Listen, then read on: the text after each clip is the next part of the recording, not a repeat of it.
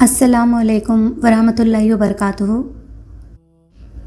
جب آسمان پر چاند نظر آتا ہے، جب مسجدوں سے تراویح کی آواز گونجتی ہے، جب دل گناہوں سے توبہ کی طرف مڑتا ہے، تو سمجھ لیجئے رحمتوں کا مہینہ آ چکا ہے۔ یہ وہی مہینہ ہے جس میں قرآن نازل ہوا۔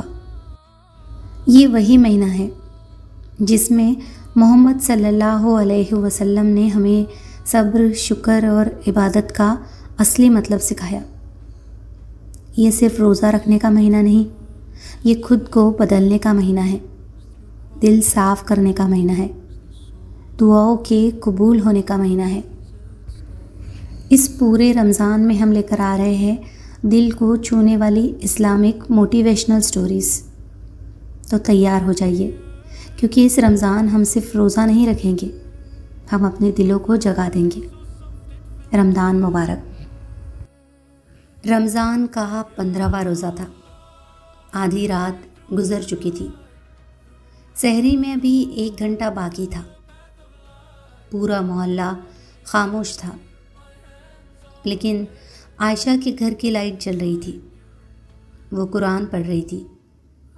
دل عجیب سی بے چینی سے بھرا ہوا تھا، کیونکہ آج پورے دن ایک بات اس کے دماغ میں گھومتی رہی تھی: اگر اللہ مجھے دیکھ رہا ہے تو کیا وہ مجھ سے راضی ہے؟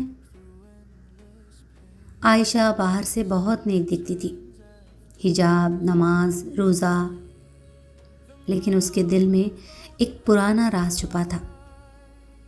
3 سال پہلے اس کی چھوٹی بہن زینب کو ایک رشتہ آیا تھا۔ اچھا لڑکا، اچھا گھر، لیکن عائشہ کے دل میں جلن تھی۔ وہ خود ابھی تک کنواری تھی۔ اس نے چپکے سے اس لڑکے کے گھر والوں کو غلط باتیں بتا دی۔ رشتہ ٹوٹ گیا۔ زینب بہت روئی، لیکن کبھی عائشہ پر شک نہیں کیا۔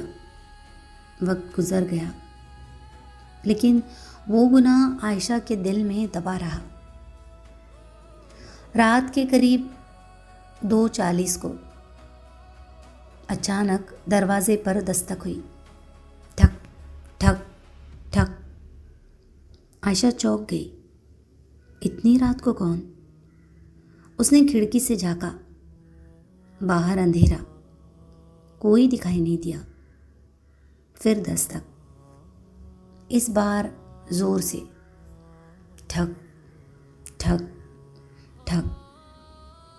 اس کا دل تیز دھڑکنے لگا۔ وہ دھیرے دھیرے دروازے کے پاس گئی۔ کون ہے؟ کوئی جواب نہیں، صرف ہلکی سی ہوا۔ اس نے دروازہ نہیں کھولا، پیچھے ہٹ گئی، لیکن تبھی اسے لگا جیسے کسی نے بہت قریب سے فسفسایا: حق لوٹا دو۔ اس کی سانس رک گئی۔ یہ وہی لفظ تھے جو پچھلے ایپیسوڈ میں قبر سے آئے تھے، لیکن یہاں اس کے گھر پر۔ وہ اپنے کمرے میں بھاگی۔ دل بری طرح دھڑک رہا تھا۔ اس نے قرآن اٹھایا۔ آنکھوں سے آنسو گرنے لگے۔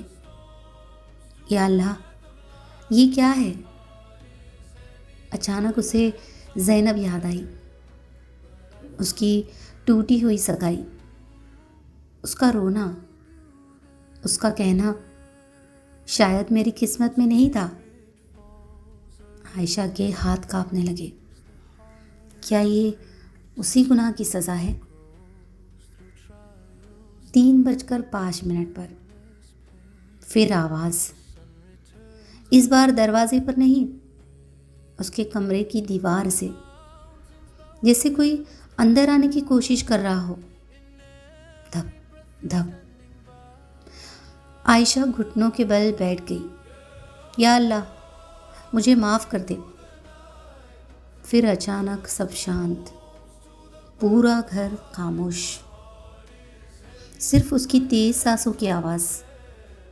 سحری کا وقت ہوا۔ زینب کچن میں آئی، مسکراتے ہوئے بولی: دیدی، آپ ٹھیک ہے؟ چہرہ اترا ہوا لگ رہا ہے۔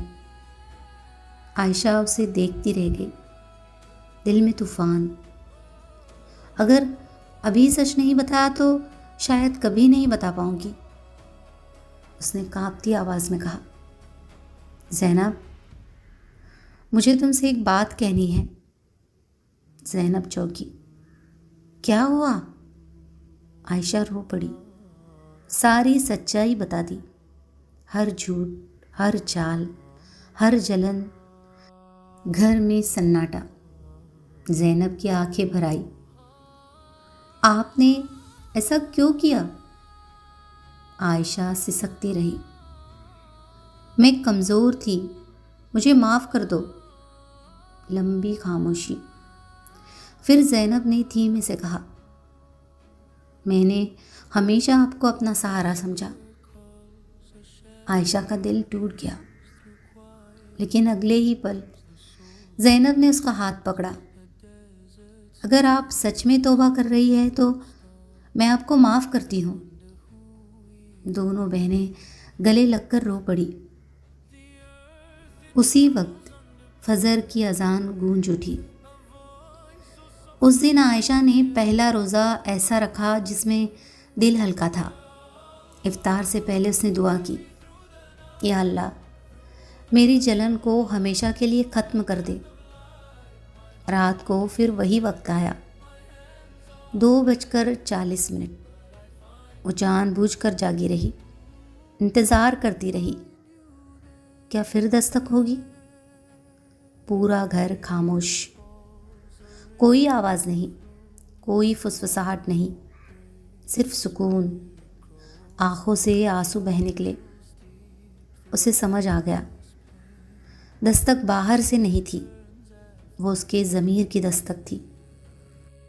دروازے پر جہاں کل رات دستک ہوئی تھی، آج وہاں سناٹا ہے۔ رمضان میں کبھی کبھی دروازے پر جو دستک ہوتی ہے وہ کسی انسان کی نہیں ہوتی، وہ ہمارے ضمیر کی ہوتی ہے۔ اگر ہم کھول دیں تو اندر سکون آ جاتا ہے، اور اگر بند رکھے تو بے چینی بڑھتی جاتی ہے۔ اگر اس کہانی نے آپ کے دل کو چھوا تو اسے ضرور شیئر کیجیے گا۔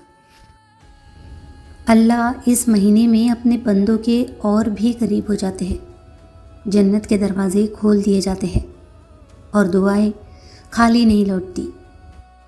جیسا کہ ہمارے پیارے نبی محمد صلی اللہ علیہ وسلم نے فرمایا، رمضان صبر کا مہینہ ہے، اور صبر کا بدلہ جنت ہے۔ اللہ ہم سب کی عبادت قبول فرمائے، اور ہمیں اس مہینے کا اصلی مقصد سمجھنے کی توفیق دے۔ ایک بار پھر سے رمضان مبارک۔ السلام علیکم ورحمۃ اللہ وبرکاتہ۔